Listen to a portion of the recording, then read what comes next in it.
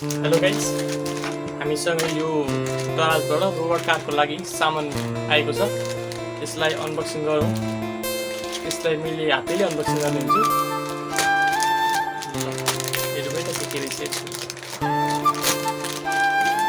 देख्न सक्नुहुन्छ व्हील छ रोबोट कारको लागि।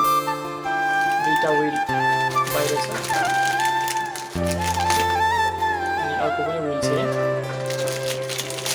तीनटा व्हील रहेको छ। यसलाई चाहिँ र्याप गरिएको छ।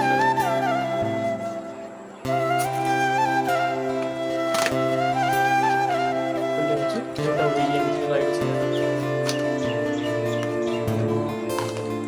चारवटा व्हील भयो रोबोट कारको लागि।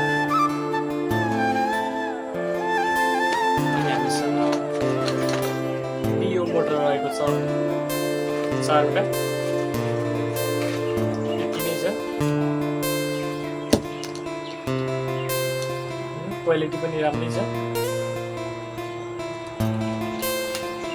यो चाहिँ गियर मोटर हो अनि योसँग चारवटा व्हील छ।